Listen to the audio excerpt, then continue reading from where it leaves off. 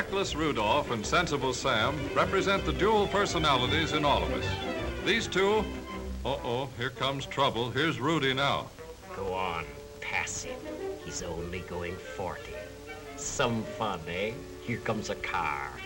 Better see what's behind you first.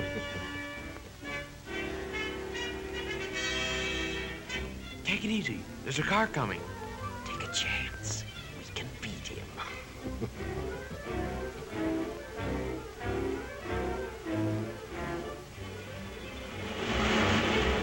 I almost got him that time. Sensible Sam was right. But what Sam didn't tell the driver was that passing a car going 40 was like passing 18 cars parked bumper to bumper. That's 300 feet or more, and that takes time. So we ought to make sure whether any car is coming, and doubly sure there's plenty of distance between. We drivers insist on having enough power to climb steep hills. We also demand quick starting and fast pickup. When engineers give us this power, speed naturally results. This reserve speed is only a byproduct of the demand for power. Come on, pep it up. Here comes a swell curve. Slower, slower, slower. Boy, you almost went for a spill. Right again, Sam. And this introduces old Man Mountain Momentum, the fellow with a one-way mind.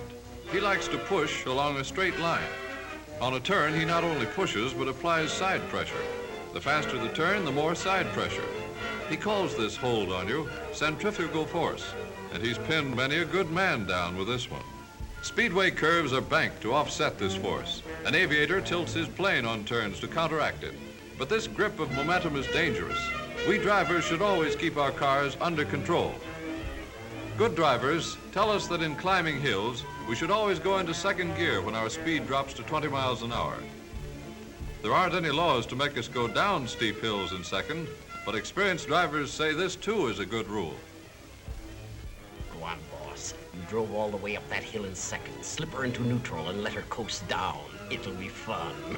Don't, boss, don't. Look behind you. It's that big push again. Man Mountain Momentum may be a friend starting uphill, but he'll push us right off the road if we go down too fast. Easy. Use your engine as a brake.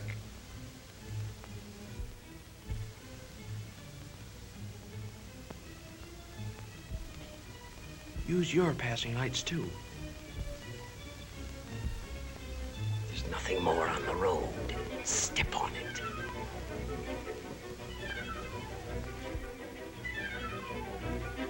Here's where I get him. Don't overdrive your headlights. Careful. Slow down. You won't be able to stop soon enough. There might be something up ahead. You can't see as well at night. I'll show you. What did I tell you? Aren't you glad you cut your speed? The margin of safety at night is the distance our lights, good or bad, let us see ahead clearly. Overdriving our headlights means we cannot stop within this space. This includes the distance spent while deciding to stop and while moving the foot to the brake pedal and pressing it down. We must remember that cars driving at speeds that cannot stop in this distance are taking chances.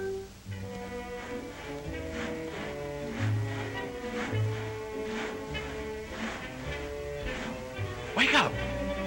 Step on it. It's only 50 miles to the next town. Can't keep awake.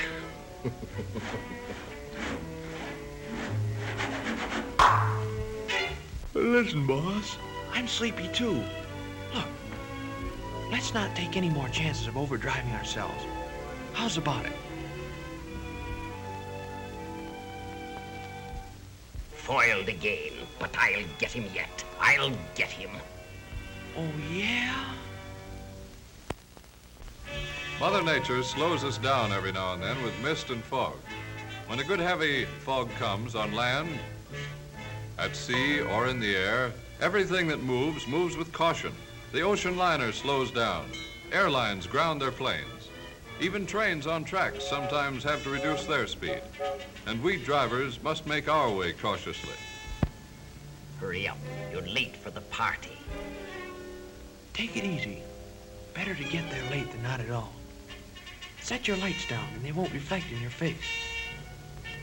Don't be afraid to use your horn. Are you sure your tail and stoplights are working?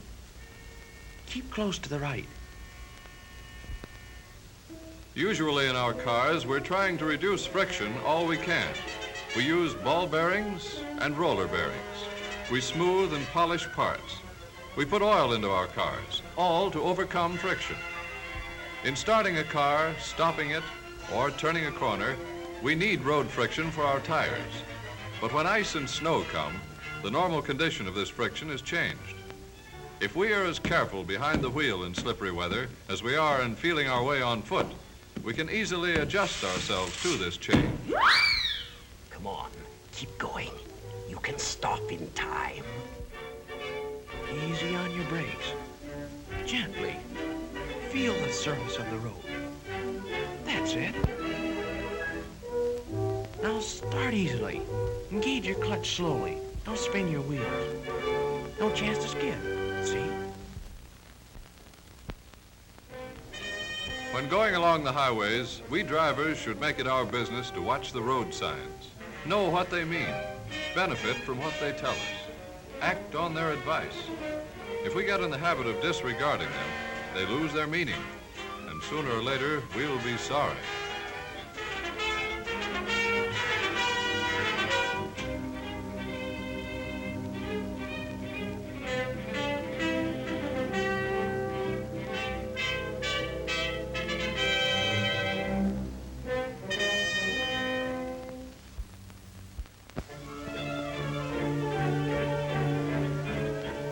Why waste time by slowing down? No kids around now. There might be just one, boss. Coming to school late.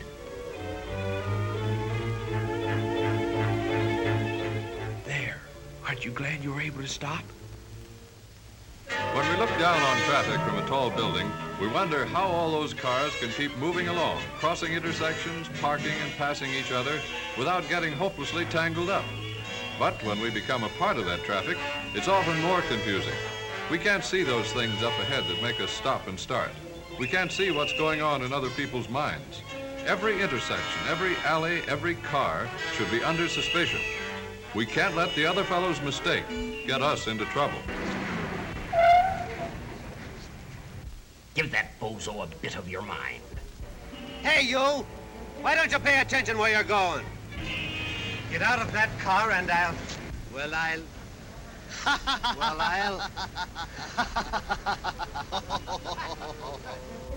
Talking to yourself, boss. Funny you don't recognize yourself when you're a pedestrian. Expert drivers tell us we must give ourselves a margin of safety, a reserved space between our car and the one ahead. Most of us drive automatically, but it doesn't pay to let our thoughts go wool gathering. Remember the show last night? I'm in the mood for love. At Simply last I've got him. because you're near me. Funny. Christ, I'll fix you for this, you meddling fool, spoiling all my fun.